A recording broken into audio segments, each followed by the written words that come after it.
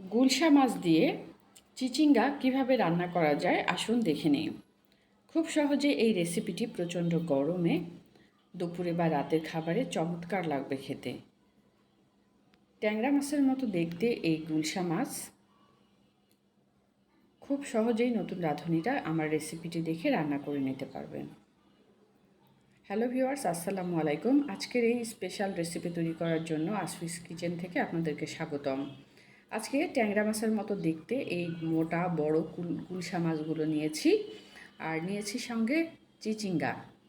ঝিঙ্গা বা চিচিঙ্গা যে কোনো সবজি দিয়ে এই রেসিপিটি তৈরি করে নিতে পারবেন। প্রথমে চুলায় একটি প্যান নিয়ে এখানে দিয়ে দিচ্ছি তেল।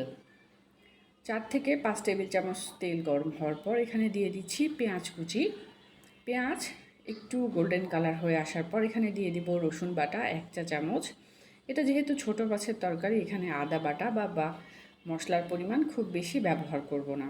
একটু নাড়াচাড়া করে এখানে একে একে হলুদের গুঁড়া, মরিচের গুঁড়া, লবণ, ধনে গুঁড়া সহ এই মশলাগুলো আমি দিয়ে দিচ্ছি। মশলাগুলো যেন পুড়ে না যায় তাই আমি এখানে 1 কাপ পরিমাণ পানি দিয়ে নিয়েছিলাম।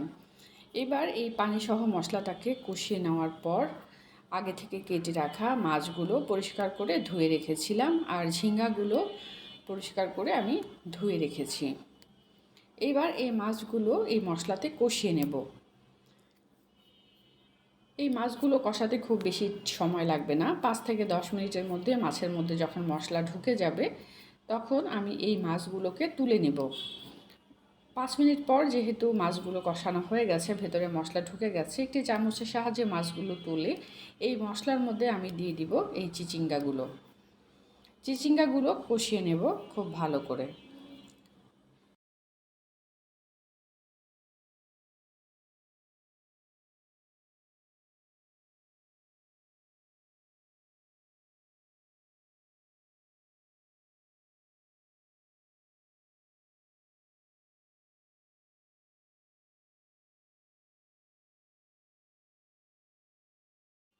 চিচিঙ্গা দেওয়ার পর মাঝে মাঝে নাড়াচাড়া করে নিতে হবে যেন ভেতরে মশলা ঢুকে, আর চিচিঙ্গা থেকে অনেকটা পানি বের হয়ে আসবে, তাই এখানে এই পানিতেই আমাদের কষানো হয়ে যাবে। আর যদি পানির প্রয়োজন হয় আমরা চেক করে পরে পানি দিব। চিচিঙ্গা কষানো হয়ে গেছে এবং ভেতরে মশলা ঢুকে গেছে। এবার ভালো করে নাড়াচাড়া করে কষিয়ে নিতে হবে। আর যেহেতু কোনো পানি অবশিষ্ট নয় তাই আমি এখানে ঝোলের জন্য 2 কাপ পরিমাণ পানি দিব। খুব বেশি পরিমাণ পানি দেওয়ার দরকার নেই, যেহেতু এই ঝিঙ্গা বা চিচিঙ্গা সেদ্ধ হতে খুব বেশি পরিমাণ সময় লাগে না।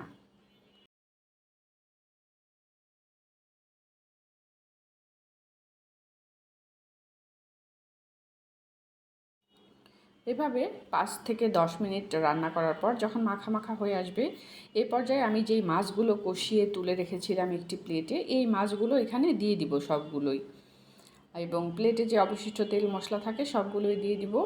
আর উপরে আমরা ছড়িয়ে দিতে পারি ধনেপাতা কুচি। এবার আরও 5 মিনিট এভাবে রান্না করব এবং হালকা করে সাবধানে নাড়াচাড়া করব, তা না হলে কিন্তু মাছ ভেঙে যেতে পারে। এভাবে 5 মিনিট রান্নার পর যখন একটু ফ্লেভারের জন্য 4 থেকে 5টি কাঁচামরিচ আমি দিয়ে দিচ্ছি, চাইলে আপনারা অ্যাভয়েডও করতে পারেন। এবার চুলাটা বন্ধ করে নামিয়ে নেব আর পছন্দ মতো একটি ডিশে সার্ভ করে নেব। খুব সহজেই রেডি হয়ে গেল সুস্বাদু গুলশা মাছ দিয়ে ঝিঙ্গা বা চিচিঙ্গার ঝোল। এভাবে এই সবজিটি রান্না করে আমরা খেতে পারি গরম গরম ভাত দিয়ে দুপুরে বা রাতে। ভিডিওটি কেমন হয়েছে বা আপনারা কিভাবে রান্না করেন এই মাছ কমেন্ট বক্সে জানাবেন। বেশি বেশি লাইক এবং শেয়ার করবেন।